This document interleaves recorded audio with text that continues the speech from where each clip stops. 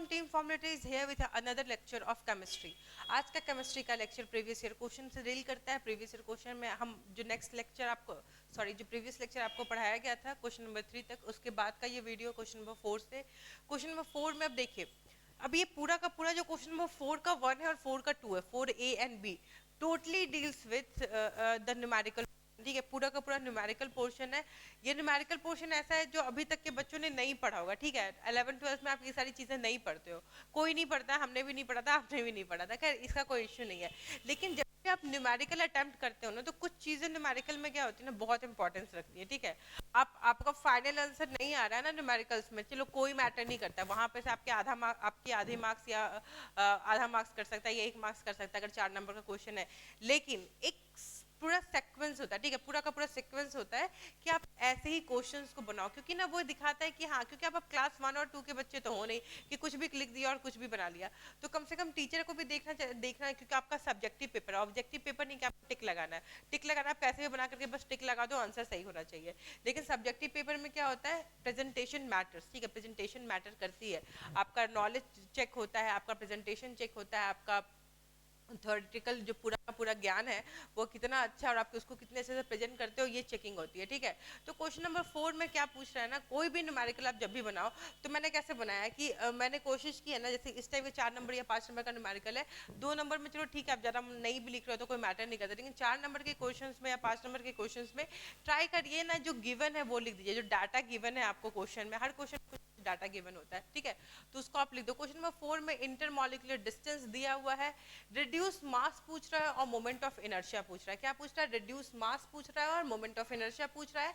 Atomic mass of chlorine दिया हुआ है और एटॉमिक मास ऑफ सोडियम दिया हुआ है। ठीक है, आई होप ये सारी चीजें गिवन है, आप इसको अच्छे से लिख दो। ठीक है, या फिर गिवन डैट ऊपर लिख करके ये सारी चीजों को लिख लो। अब आपको ये चीज समझ में आएगा कि क्या दिया हुआ है और आपको क्या निकालना है। ठीक है, इसमें तो कोई इश्यू नहीं होना चाहिए कि क्या दिया हुआ है और क्या निकालना है, यहाँ तक आपको समझ में आ गया होगा चीज। ठीक है, तो आपको निकालना क्या, आपको रिड्यूस मास निकालना, आपको निकालना क्या, आपको मोमेंट ऑफ इनर्शिया निकालना। ठीक है, तो अब आपके पास ना रिड्यूस मास है ना मोमेंट ऑफ इनर्शिया। और मोमेंट ऑफ इनर्शिया का फॉर्मूला ही क्या होता है, अगर आप फिजिक्स वाले में चले जाओ तो mr² होता है, जहाँ पे r क्या होता है, डिस्टेंस होता है सेंटर से। ठीक है, सेंटर ऑफ मास से। ठीक है, ये मोमेंट ऑफ इनर्शिया होता है। लेकिन chemistry is little bit different. ठीक है ना, तो यहाँ पे अलग हो जाएगा, यहाँ पे m जो रिड्यूस मास है वही आपका m की तरह एक्ट करेगा यहाँ पे। अब रिड्यूस मास क्या होता है, रिड्यूस मास को हम म्यू से इंडिकेट करते हैं, reduced mass is equal to mu. Reduced mass का फॉर्मूला क्या होता है, m इंटू, जैसे यहाँ पे क्या है, NaCl है। ठीक है ना, NaCl है, तो m इंटू n, सॉरी ये Na है, m into Na into m into Cl, मतलब mass of sodium into mass of chlorine divided by mass of sodium plus mass of chlorine. ठीक है, तो मास ऑफ क्लोरीन, सोडियम आपको दिया हुआ है, मास ऑफ क्लोरीन आपको दिया हुआ है, डिवाइडेड बाय इन दोनों को कॉमन लेंगे तो ये चीज कॉमन आ जाएगा ना, यहाँ पे फिर से इश्यू हो गया। ठीक है,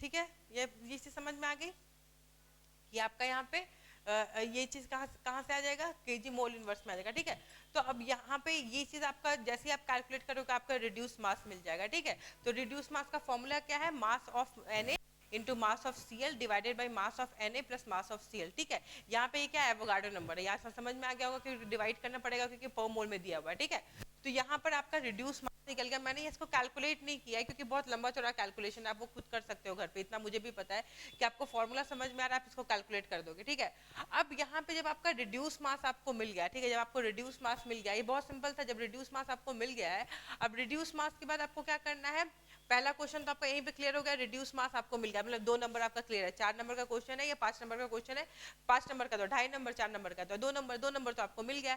अब अगले 2 नंबर के लिए जद्दोजहद करनी है थोड़ी सी। ठीक है, तो नेक्स्ट क्वेश्चन क्या है, मोमेंट ऑफ इनर्शिया पूछ रहा है। मोमेंट ऑफ इनर्शिया मतलब मास इंटू r², ये हमने फिजिक्स में पढ़ा था। ठीक है, मास वहां पे क्या था, सेंटर ऑफ मास था जो, ठीक है, जो मास है उसका, और r क्या था, सेंटर ऑफ मास से जो जहाँ पे पॉइंट है उस पॉइंट की दूरी।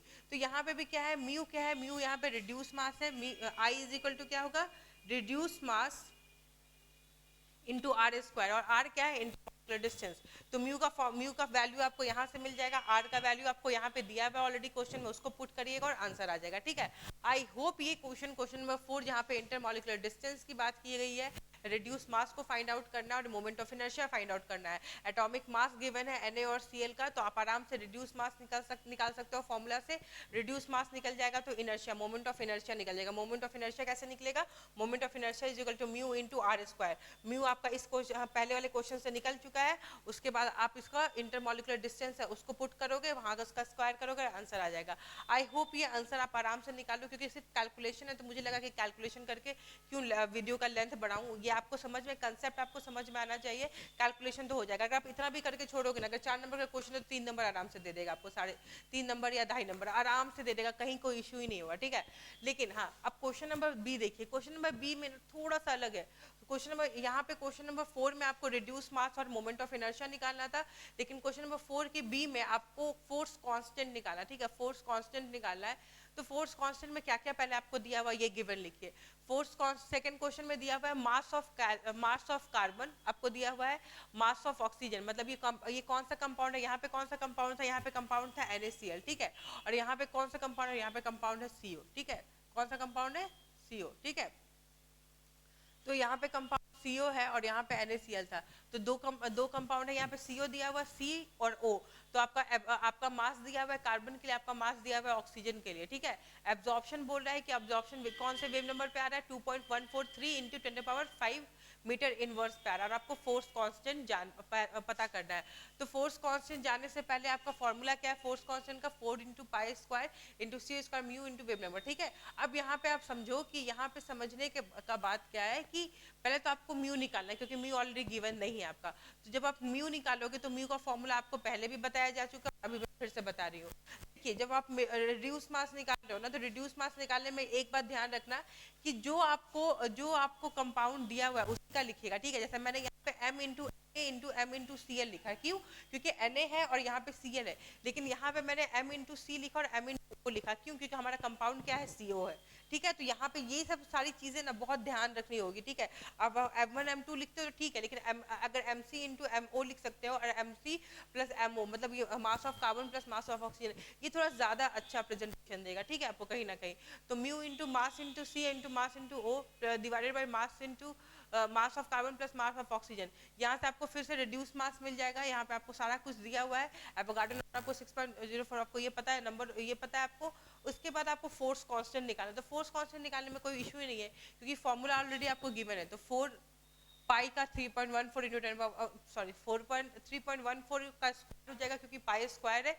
C का मतलब क्या होता है, C speed of light, 3 into 10⁸ to the power 2, ठीक है। फॉर्मूला दिया हुआ है। म्यू आपका यहाँ से फाइंड आउट करके इसको आप पुट कर दीजिएगा, और आपको वेव नंबर ऑलरेडी दिया हुआ है, तो आपका आंसर यहाँ पे फोर्स कांस्टेंट का भी आ जाएगा, ठीक है। तो 4 का A एंड 4 का B इज कम्प्लीटेड, आपको समझ में आ गया होगा। यहाँ से 2 टाइप के आते हैं, स्पेसिंग पे भी क्वेश्चन आता है तीसरा टाइप का, वो आपको नेक्स्ट कोशिश करूंगी कि मैं उस टाइप का भी क्वेश्चन एक आध बता दूं आपको, ताकि आपका क्लियर ही हो जाए ये वाला पोर्शन पूरा, ठीक है। अब नेक्स्ट है 4 के C में आपको क्रोमोफोर और ऑक्सोफोर क्वेश्चन पूछा, ठीक है ना। उसको डिफाइन कीजिए, उसके बीच में आप बताइए कि क्या चीजें हैं, क्या है, ठीक है। तो क्रोमोफोर क्या, क्रोमो जहाँ पे भी वर्ड है, क्रोमो मतलब जनरली क्या होता है ना, कलर होता है, ठीक है। क्रोमो मतलब कलर होता है।